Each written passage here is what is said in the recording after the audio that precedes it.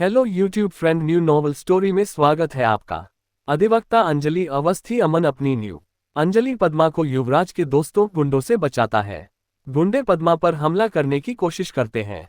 अंजलि ने एक लड़की के साथ छेड़छाड़, अपहरण और उसे नुकसान पहुंचाने की कोशिश करने पर उन्हें पीटा। गुंडा पूछता है कि वह कौन है। वह कहती है कि वह वकील अंजलि अवस्थी हैं जो अदालत के अंदर और बाहर दोनों जगह आतंक का शिकार है। अमन अपनी कार के पास से गुजरता है और अंजलि की लड़ाई को नोटिस करता है। गुंडों में से एक अंजलि की तरफ दौड़ता है। अमन उसे पीटता है। गुंडे भाग जाते हैं। अंजलि पद्मा को सांत्वना देती है और पूछती है कि छोटी ई उसका नाम क्या है। पद्मा कहती है कि वह पद्म है। पूजा राजपूत घर पर शुरू होती है। गिन्नी ने इमाइल को आरती थाली चुनी। गिन्नी उसे रोकती है और यह शादी के बाद उसके घर में उसकी पहली पूजा होती है और वह पूजा करना चाहती है। निवेदिता के पति का कहना है कि कोई भी आरती कर सकता है। गिन्नी अपने इमाइल से आरती थाल बड़ी ही लेती है और आरती करती है, जिससे सभी दंग रह जाते हैं। अंजलि किराने का सामान लेकर घर लौटती है।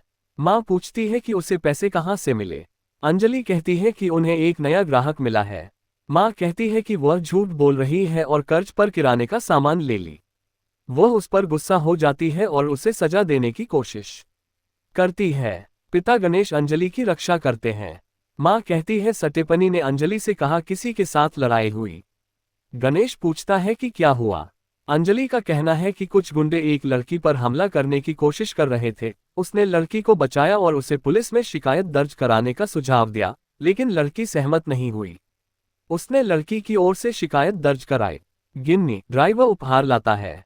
अंजलि पूछती है कि उन्हें किसने भेजा।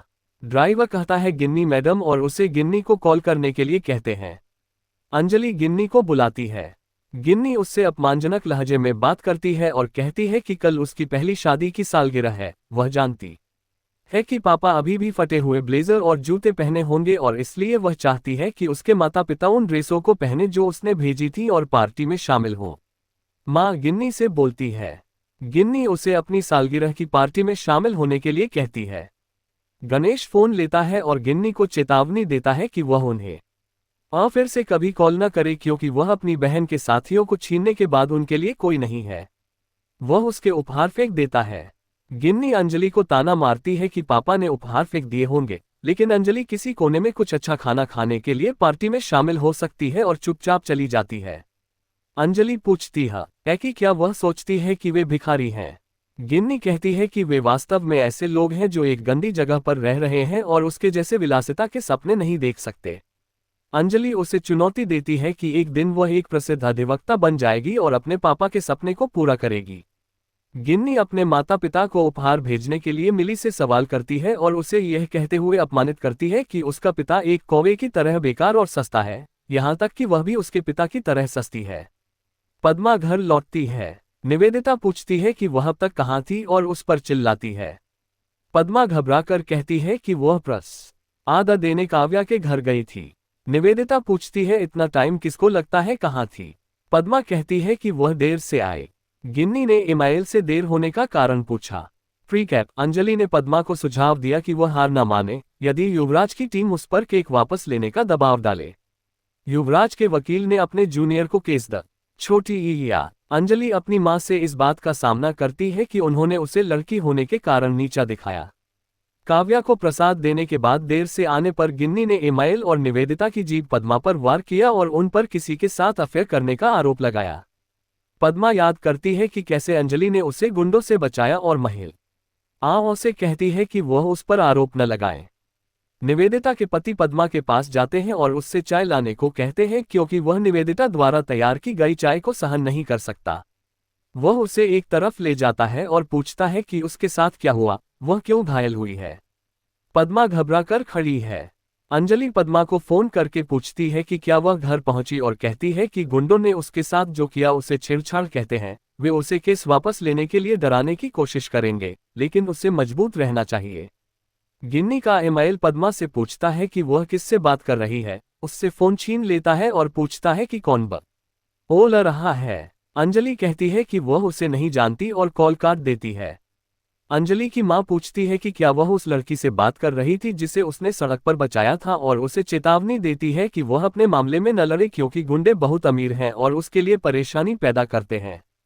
अंजलि का कहना है कि वह किसी से नहीं और डरती। वह अधिवक्ता गणेश अवस्थी की बेटी है और जिस कोर्ट ने उनके पिता को अपमानित किया था उसने उन्हें सिर झुकाकर बाहर चलने पर मजबूर कर दिया था। जल्द ही उनकी तारीफ करेंगे और वह अपना सिर ऊंचा करके चलेंगी।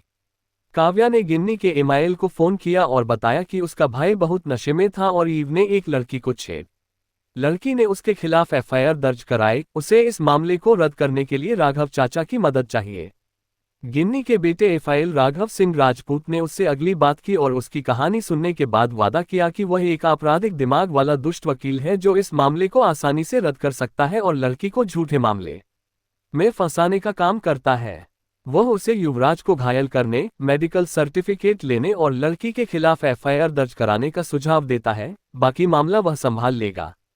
युवराज काव्या से पूछता है कि क्या उसने राघव को सब कुछ सूचित किया। काव्या ने हाँ में कहा, सिवाय इसके कि लड़की उसकी हाउसमेट पद्मा है। इंस्पेक्टर पंकज युवराज और उसके दोस्तों की जांच करते हैं, उन पर विश्वास करने से इनकार कर देते हैं कि एक लड़की ने उनके साथ इस तरह क्रूरता से हमला किया था, और पूछते हैं कि उनके पीछे कौन है। राघव उसे बुलाता है और अपने मुवक्किल युवराज के मामले को संभालने के लिए कहता है। पंकज इस बात से सहमत है और कहता है कि अब उसे एहसास हुआ कि वे इतने आत्मविश्वासी क्यों हैं। वह उन्हें भेज देता है और सोचता है कि एक बार फिर अमीर लड़के गरीब लड़की को अपमानित करेंगे। अमन घर लौटता है और अपने चचेरे भाइयों को बताता है कि कैसे उसने एक बहादुर लड़की को गुंडों से लड़ते हुए देखा और उन्हें सबक सिखाया। वह खुलासा करता है कि उसे पहल बड़ी ही नज़र में ही लड़की से प्यार हो गया है। अमन अपनी बहनों को बताता है कि वह अंजलि से कितना प्यार करता है क्योंकि उसे पहली नज़र में ही अंजलि के साथ प्यार हो गया था। अमन की बहनें अमन पर टिप्पणी करती हैं क्योंकि उसे कई बार प्यार हो गया था। अमन का कहना है कि इस बार उसे सच में प्यार हो गया। अमन कहता है कि वह पहले उस लड़की को ढूंढेगा और बाद में उस लड़की से अपना प्यार व्यक्त करेगा। अमन अपनी मां को देखता है तो वह एक कहानी बनाता है जिसमें कहा जाता है कि वह उससे अपना प्यार व्यक्त कर रहा था। अमन की मां अपनी बहनों से पूछती है कि क्या हुआ। अमन की बहनों को कहते हैं। अमन की मां कहती है कि उसे फिर से प्यार हो गया। मन की मां अमन को याद दिलाती है कि उसकी शादी पहले से ही काव्या के साथ तय हो चुकी है और उसे प्यार में पड़ने के बजाय काव्या के पास समय बिताना चाहिए। अमन कहता है कि उसकी शादी उसकी पसंद की होगी और काव्या को ना बोलता है। अमन को देखकर उसकी मां अमन से पूछती है कि क्या वह अभय की तरह किसी से शादी करने जा रहा है और इस पर टिप्पणी करती है। अमन की मां का कहना है कि उसके जीवन में कोई मूल्य नहीं है। अमन अपनी मां को याद दिलाता है कि वह उससे कितना प्यार करता है और अपनी मां से भावनात्मक रूप से ब्लैकमेल करना बंद करने के लिए कहता है। अंजलि उन लोगों की तस्वीरें देखती है जिन्होंने पद्मा के साथ छेड़छाड़ की थी। अंजलि की मां अंजलि से पूछती है कि वह किसकी तस्वीरें देख रही है। अंजलि का कहना है कि ये लोग ही हैं जिन्होंने पद्मा के साथ छेड़छाड़ की है। अंजलि कहती है कि वह एफआईआर दर्ज कराने के लिए थाने जाएगी। अंजलि ड्राफ्ट की तलाश करती है और अभय के प्यार का कार्ड ढूंढती है जो उसने अतीत में गिन्नी को भेजा था। अंजलि को उम्मीद है कि गिन्नी और अभय दोनों अपने जीवन में खुश होंगे और वह प्रेम कार्ड को फाड़ देती है। गिन्नी अभय के पास आती है और उसके साथ बहस करती है क्योंकि अभय की मां हमेशा उसका अपमान करती है। अभय गिन्नी को याद दिलाता है कि वह अपने पापों का भुगतान कर रही है और गिन्नी को ये याद दिलाती है कि उसने उसे धोखा देकर उससे शादी की थी। गिन्नी अभय को इस पर कमेंट करती है। गिन्नी अभय से पूछती है कि क्या वह उससे प्यार नहीं करता। अभय ने इस पर टिप्पणी की। गिन्नी अभय से पूछती है कि वह कब तक उससे दूर रहेगा। अभय का कहना है कि अगर वह इस शादी को हमेशा के लिए पूरा नहीं करते हैं तो भी उन्हें परवाह नहीं होगी। गिन्नी सोचती है कि उसे अभय के करीब आने के लिए कुछ करना होगा, चाहे कुछ भी हो जाए। काव्या राघव को फोन करके सूचित करती है कि उस लड़की द्वारा युवराज के खिलाफ एफआईआर दर्ज की गई है और उसके साथ अवस्थी नाम का एक एडवोकेट भी है। राघव कहता है कि वह इसे संभाल लेगा और काव्या से चिंता न करने के लिए कहता है। राघव अंजलि को फोन करता है और अंजलि से युवराज के खिलाफ केस छोड़ने के लिए कहता है। अंजलि सहमत नहीं होती और राघव से अभद्रता से बात करती है। प्रीकैप। अंजलि को पता चलता है कि पद्मा राघव सिंह राजपूत की नौकरानी है। एपिसोड की शुरुआत राघव द्वारा अंजल छोटी ई से मामले को बंद करने के लिए कहने से होती है। अंजलि राघव से सहमत नहीं है और उसके साथ बहस करती है। राघव अंजलि से इस मामले को अदालत के बाहर निपटाने के लिए कहता है और अंजलि को अपने मुवक्किल को फोन करने और उसे यह बताने के लिए कहता है कि वह कितना चाहती है। अंजलि इससे सहमत नहीं है और कहती है कि यह मामला अदालत में जाएगा। राघव अंजलि को याद दिलाता है कि अगर यह मामला अदालत में चला जाता है तो वह युवराज का बचाव करेगा और अंजलि से सावधान रहने के लिए कहता है। अंजलि इस पर कमेंट करती है और कॉल काट देती है। युवराज किस बारे में याद करते हुए गुस्से में है, ऐसा तब हुआ जब पद्मा ने उनके खिलाफ पुलिस केस दर्ज कराया है। युवराज कहता है कि वह उसे नहीं छोड़ेगा। रवि युवराज से कहता है कि वह और परेशानी पैदा करना बंद कर दे। युवराज के दोस्तों ने भी एडवोकेट अंजलि अवस्थी की पिटाई को लेकर युवराज से शिकायत की। रवि युवराज को रोकने की कोशिश करता है लेकिन युवराज के दोस्तों ने युवराज का भड़का दिया। युवराज पद्मा को फोन करता है और उसे फोन पर धमकी देता है। युवराज पद्मा से उसकी पुलिस शिकायत वापस लेने के लिए कहता है, अगर नहीं तो वह उसका अपहरण कर लेगा। पद्मा ने युवराज से ऐसा न करने को कहा और कहती है कि वह अपनी पुलिस शिकायत वापस लेगी। रवि युवराज से फोन लेता है और युवराज को कहता है कि अगर पद्मा इस कॉल को रिकॉर्ड कर ले तो उन्हें बहुत परेशानी होगी। युवराज पद्मा के बारे में सोचता है। युवराज अपने दोस्तों से पद्मा का अपहरण करने और उसे अपने पास लाने के लिए कहता है। युवराज के दोस्तों उन्हें भी अंजलि को लेकर कुछ करना चाहिए। युवराज अपने दोस्तों से उसे भी अपहरण करने के लिए कहता है। पद्मा युवराज के कॉल को सोचकर सच में डर गई दिखाई दे रही है। पद्मा एक तरफ जाकर अंजलि को बुलाती है। पद्मा अंजलि से कहता है कि क्या हुआ। पद्मा अंजलि से कहती है कि वह अपनी पुलिस शिकायत वापस लेगी। अंजलि पद्मा से ऐसा न करने को कहती है और अन्याय के खिलाफ लड़ने के लिए प्रोत्साहित करती है। अंजलि की मां सुनकर अंजलि से पूछती है कि उसने किसका नाम लिया। अंजलि ने कॉल काट दिया और कहती है कि वह युवराज ठाकुर के बारे में बात कर रही थी। अंजलि ने इसे सुनकर गणेश से शिकायत की कि अंजलि चंद्रमन ठाकुर के बेटे के खिलाफ लड़ रही है। अंजलि की मां कहती है कि वह किसी भी केस में नहीं लड़ेगी और कहती है कि अंजलि के मम्मी उसकी शादी कर देगी। अंजलि अपनी मां को याद दिलाती है अतीत में वह शादी करने वाली थी लेकिन गिन्नी ने विश्वासघात के साथ अपने मंगेतर से विवाह कर लिया। गिन्नी अंजलि को फोन करती है और अंजलि से पूछती है कि क्या वह आज रात पार्टी में आ रही है। अंजलि ने गिन्नी को पद्मा का नाम लेते हुए सुना। अंजलि को संदेह होता है और पद्मा को फोन करके पुष्टि करती है कि क्या गिन्नी उस घर की बहू है और उसे अपना जवाब पद्म से मिलता है। अंजलि ने गणेश और उसकी मां को बताया कि पद्मा गिन्नी के पति परिवार की हाउसमेड है। अंजलि का कहना है कि उसे इसकी परवाह नहीं है और कहती है कि वह युवराज के खिलाफ किसी भी मामले में लड़ाई नहीं लड़ेगी और कहती है कि वह भी अपने पिता की तरह ही बेकार है। गणेश अपनी पत्नी को याद दिलाता है कि वह इल्म में पहले था लेकिन उस व्यक्ति ने उसे नष्ट कर दिया। अंजलि अपनी मां को लेकर आती है गिन्नी की शादी का सालगिरह। अंजलि की मां गणेश से सवाल करती है जिसने उसके सपने तोड़े क्योंकि वह हमेशा उससे कई बार पूछती थी लेकिन उसने उसे इसके बारे में कभी कुछ नहीं बताया। अंजलि की मां का कहना है कि वह अपने पहले मामले को लड़ने के लिए अदालत गए थे लेकिन बाद में वे हारने वाले के रूप में लौट आए। तब से उन्होंने इस परिवार के लिए एक पैसा भी नहीं कमाया और उन पर टिप्पणी की। अंजलि ने मां को वहां से छोड़ दिया। अंजलि ने गणेश से पूछा कि वह कौन है जिसने उसे कोर्ट छोड़ने के लिए मजबूर किया। गणेश का कहना है कि एक भ्रष्ट वकील जिसने पैसे के लिए कानून बेच दिया और उस पर टिप्पणी करता है। राघव सभी मेहमानों का ध्यान रखते हैं। मेहमान राघव से पूछते हैं कि अभय और गिन्नी कहाँ हैं। राघव कहते हैं कि वे थोड़ी देर में आएंगे। राघव ईशानी को जाकर गिन्नी और अभय को बुलाने के लिए कहता है। ईशानी मान जाती है और वहां से चल बड़ी जाती है। गिन्नी अपनी शादी की सालगिरह के लिए तैयार हो जाती है। राजपूत परिवार की लड़कियां गिन्नी को देखने आती हैं और वे उसकी प्रशंसा करते हैं। लड़कियां गिन्नी को सूचित करती हैं कि नंदिनी पार्टी में शामिल नहीं होने वाली है। राजपूत लड़कियां इस पर टिप्पणी करती हैं। कमला नंदिनी अभय की मां को पार्टी में शामिल होने के लिए मनाने की कोशिश करती है। कमला नंदिनी से कहती है कि परिवार में एक दूसरे के प्रति नफरत बाहरी लोगों को न दिखाएं। नंदिनी चुप रहती है। वैभव आते हैं और नंदिनी को पार्टी में आने के लिए कहते हैं, नहीं तो मेहमानों के सामने अच्छा नहीं लगेगा। कमला ने नंदिनी पर टिप्पणी करते हुए कहा कि वह बड़ी में नहीं आ रही है क्योंकि वह केवल एक सौतेली मां है। दूसरी बहू कमला से इस मामले को छोड़ने के लिए कहती है और वे नंदिनी को सालगिरह में शामिल होने के लिए राजी करते हैं।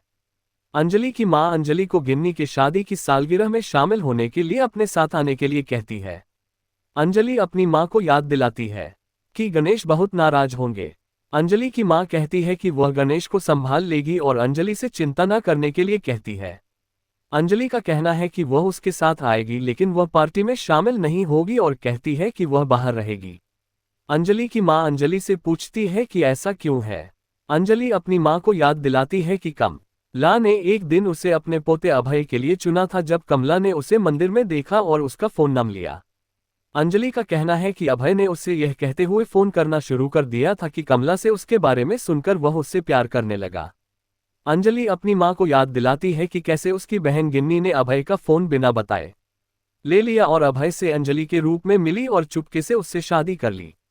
अंजलि अपनी मां से पूछती है कि किसकी बहन अपने ही बहन के साथ ये सब करेगी और उस पर कमेंट करती है। अंजलि की मां अंजलि को पार्टी के बाहर रहने के लिए कहती है। गिन्नी और बाकी राजपूत परिवार पार्टी में आते हैं। सभी लोग गिन्नी और अभय की शादी बड़ी ई की सालगिरह मनाते हुए दिखाया गया है।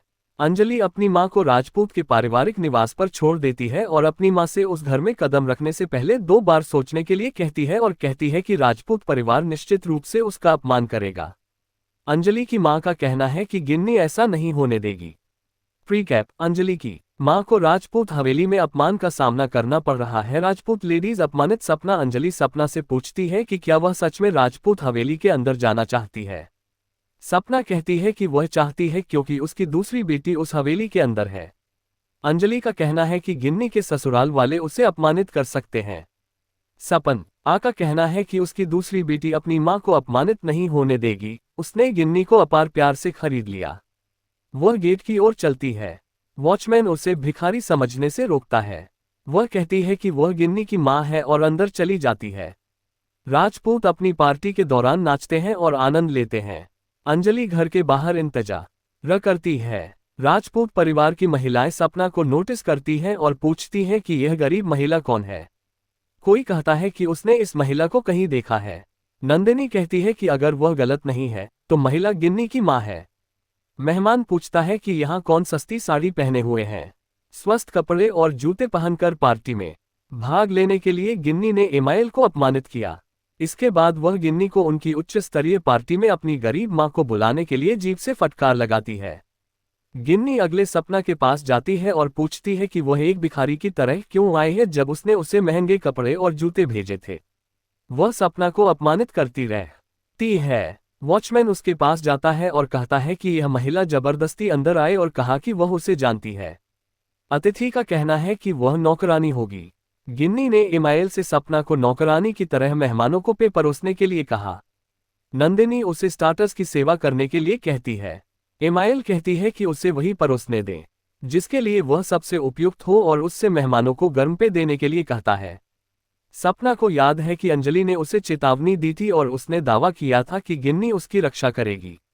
वह ट्रे पकड़ती है और आंसू भरी आंखों से गिन्नी को देखती है। गिन्नी अपना चेहरा घुमा लेती है। राघव के मेहमान उससे पूछते हैं कि यह महिला इस तरह पे पदार्थ क्यों परोस रही है। राघव सपना को अपमानित करता है और उसे बाहर निकलने के लिए कहता है। उसकी पत्नी पूछती है कि क्या वह जानता है कि वह कौन है। राघव का कहना है कि वह ऐसे लोगों को नहीं जानता। उनकी पत्नी कहती है कि वह गिन्नी की मां है। राघव का कहना है कि वह गिन्नी के परिवार, कुत्तों और भिखारी को अपने घर के अंदर जाने की अनुमति नहीं देता है और उसे बाहर निकलने के लिए चिल्लाता है। सपना अंजलि की चेतावनी को फिर से याद करता है और राघव का अपमान ट्रे गिरा देता है और वहां से भाग जाता है। सपना अपने आंसू पोंछती है और अंजलि के पास चली जाती है। अंजलि पूछती है कि वह इतनी जल्दी क्यों लौटी। सपना घबराकर कहती है कि वह काफी समय से वहां नहीं थी। अंजलि पूछती है कि वह उपहार वापस क्यों लाए, उसे जाकर उसे सौंप देना चाहिए। सपना कहती है कि वह किसी और दिन करेगी। अंजलि सवाल करती है कि क्या गिन्नी के ससुराल वालों ने उसे अपमानित किया और गिन्नी चुपचाप इसे देख रही थी। सपना अपने चेहरे के भाव छिपाने की कोशिश करती है। अंजलि का कहना है कि उसने उसे पहले ही इसके बारे में चेतावनी दे दी थी। प्रीकैप, अंजलि काव्या को युवराज से बात करते हुए सुनती है और सोचती है कि पद्म और युवराज दोनों एक ही घर में हैं।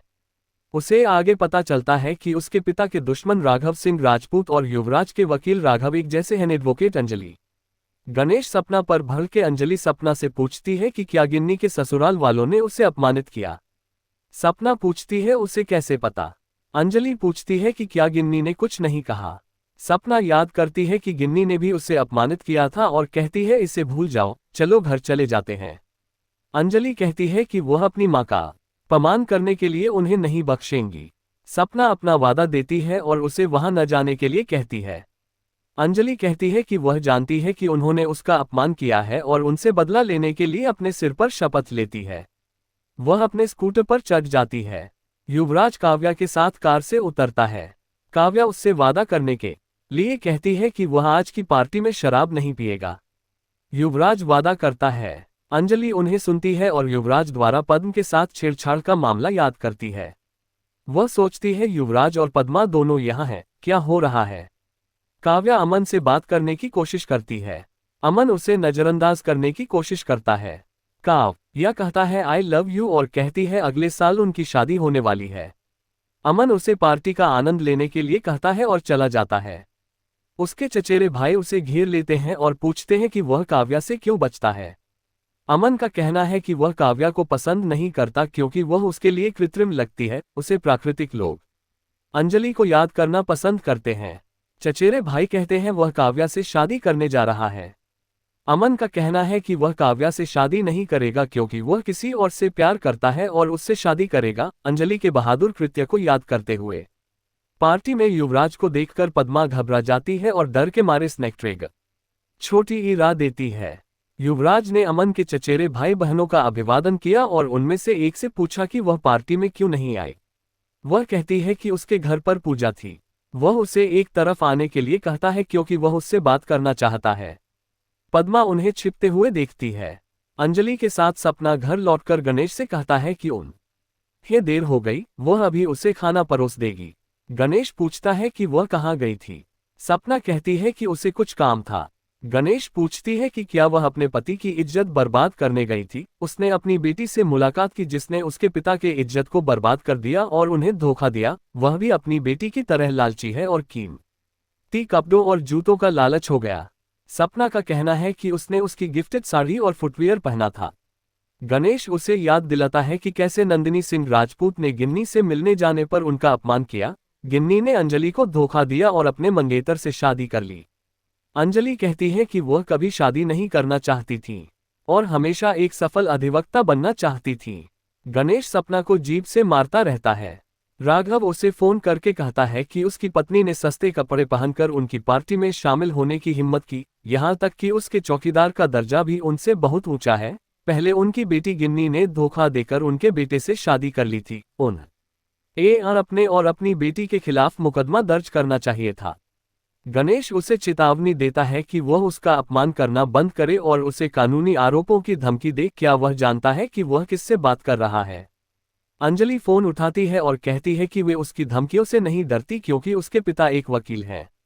राघव का कहना है कि वह राष्ट्रीय स्तर के अधिवक्ता है, राघव सिंह राजपूत।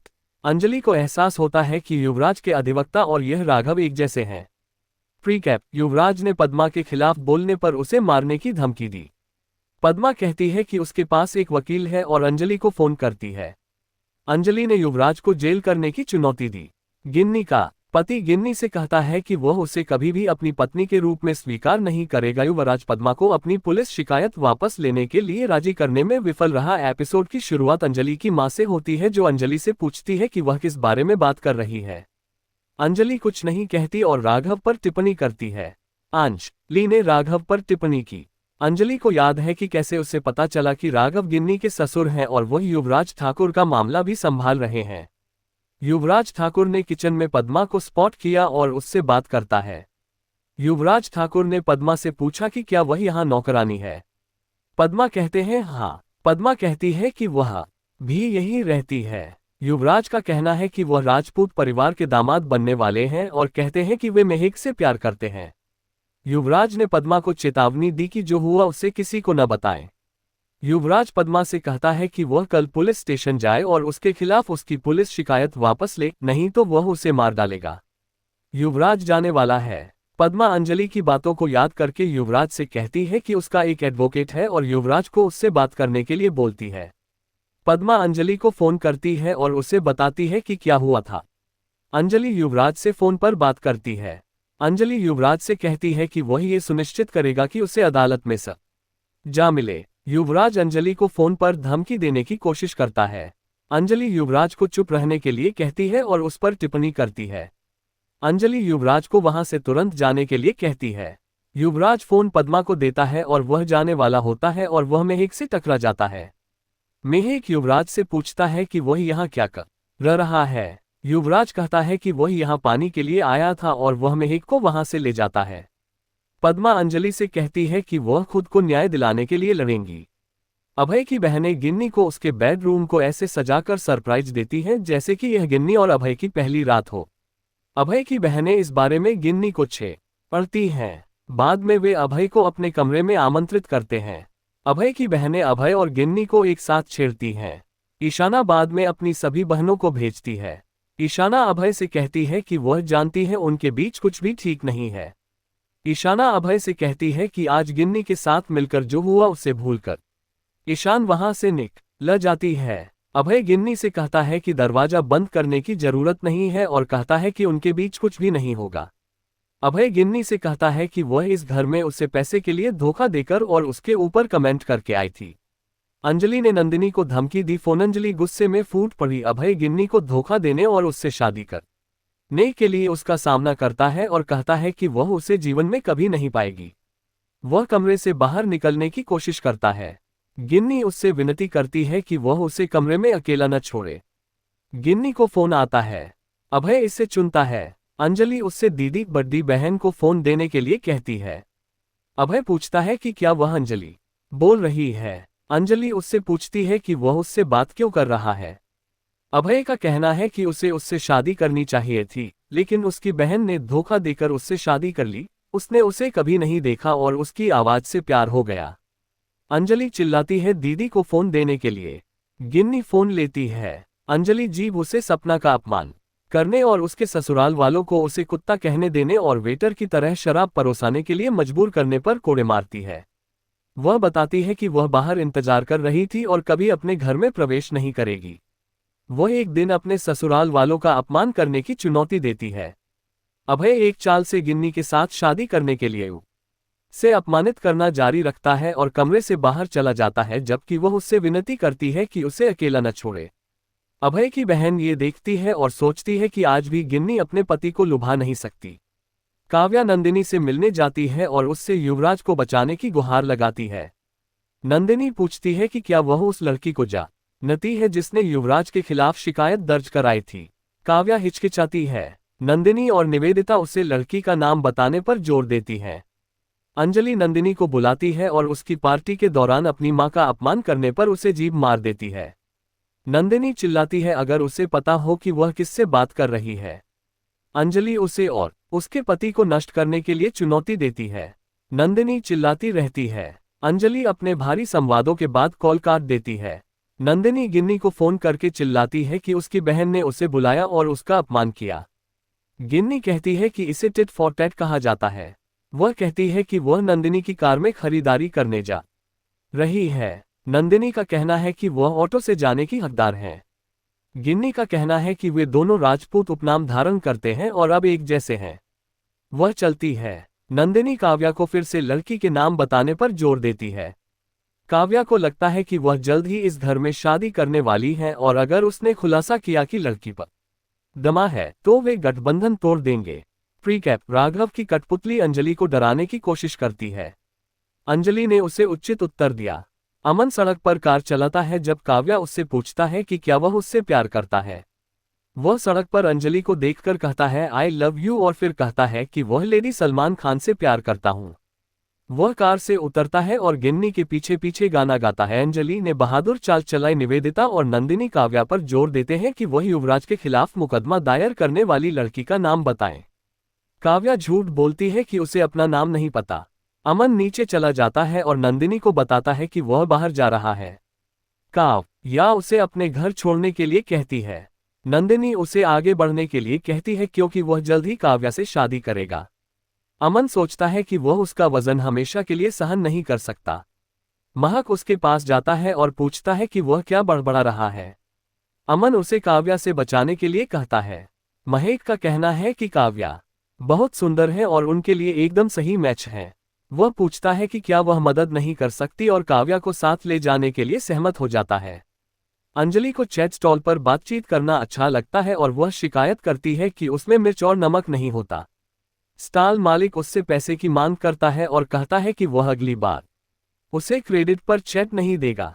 अंजलि घमंड करती है कि जल्द ही वह एक प्रसिद्ध अधिवक्ता बन जाएगी और अपने सभी कर्ज साफ कर देगी। युवराज के दोस्त उसके पास चले जाते हैं। वह अपराधी सूची में उसकी तस्वीर देखकर याद करती है। वह उससे मामले को वापस लेने का अनुरोध करता है क्योंकि वह भी मामले में फंस गया है।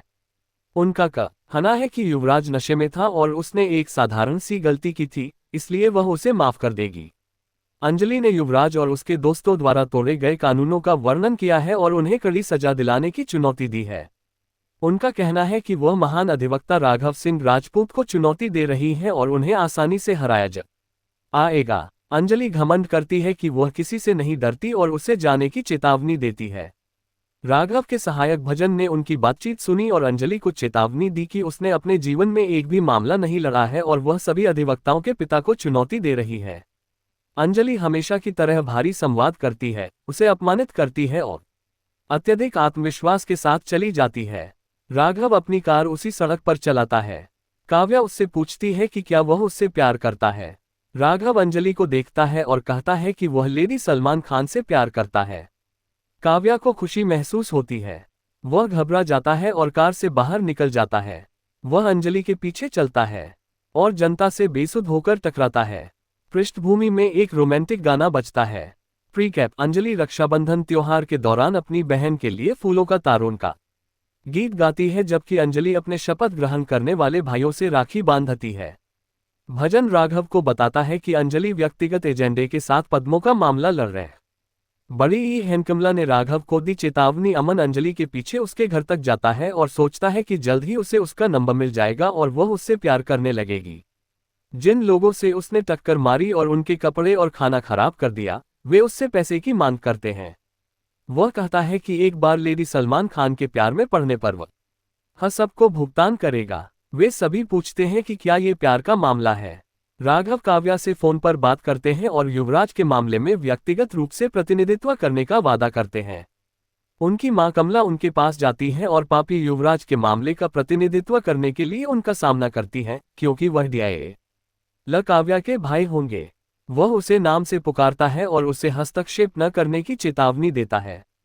कमला का कहना है कि वह अपने पिता की तरह घमंडी हैं, जिन्होंने उन्हें अदालत में जाने और केस लड़ने नहीं दिया। राघव का कहना है कि अगर उसे 2-3 छोटे मामले भी मिल जाते तो कुछ नहीं होता। नंदिनी राघव के साथ जुड़ती है और कमला को हतोत्साहित करने की कोशिश करती है। कमला कहती है कि लड़की उसके अहंकार को तोड़ देगी और केस हार जाएगी और उसका झूठा घमंड दोनों। सयानी चलकर राघव को सूचित करती है कि भजन आ गया है। राघव उसे अंदर लाने के लिए कहता है। भजन उसे बताता है कि उसे उससे अकेले में बात करने की जरूरत है। राघव परिवार से उन्हें कुछ गोपनीयता देने के लिए कहता है। नंदिनी सयानी से भजन के लिए चाय लाने को कहती है। भजन राघव को सूचित करता है कि अधिवक्ता अंजलि बहुत अहंकारी है और यह जानने के बाद भी उन्होंने मामले को वापस लेने से इनकार कर दिया कि वह राघव के खिलाफ लड़ रही हैं। सयानी उन्हें चाय परोसती है। भजन का कहना है कि उसने फिर से एक नया खंड दायर किया। राघव का कहना है कि वह अपने काम को जानती हैं, यहाँ तक कि वह भी अब उसे देखना चाहते हैं। भजन का कहना है कि ऐसा लगता है कि वह राघव पर कुछ व्यक्तिगत द्वेष ले रही है, ये सिर्फ उसके लिए मामला नहीं है। राघव पूछता है कि उसका आदर्श वाक्य क्या होना चाहिए। अंजलि को आज ये पता चलता है कि वह रक्षाबंधन का पालन कर रही है और अपने शपथ ग्रहण करने वाले भाइयों के लिए राखी खरीदती है। राजपूत की लड़कियां त्योहार के लिए घर सजाती हैं। उनका एक भाई उनकी मदद करता है और उनके साथ मजाक करता है। अभय के साथ अमन नीचे चलता है और फूलों का तारों का सबका कहना है गाते हैं। अपनी बहनों के लिए गीत। पद्मा जब उसका हाथ पकड़ता है तो परेशान हो जाती है। युवराज को याद करते हुए उसने अपना हाथ पकड़ा हुआ था। अमन उससे राखी बांधता है और उसकी सुरक्षा का आश्वासन देता है। उसकी बहनें फिर उसे राखी बांध देती हैं। प्रीकैप: अमन अंजलि का नंबर लेता है, उसे फोन करता है और उससे अपना मामला लड़ने के लिए कहता है। अंजलि को खुशी महसूस होती है कि उसे केस मिल गया और वह उससे मिलती है। अमन पूछता है कि क्या वह उसके दिल का मामला लड़ेगी और कहती है, मैं तुमसे प्यार करता हूँ।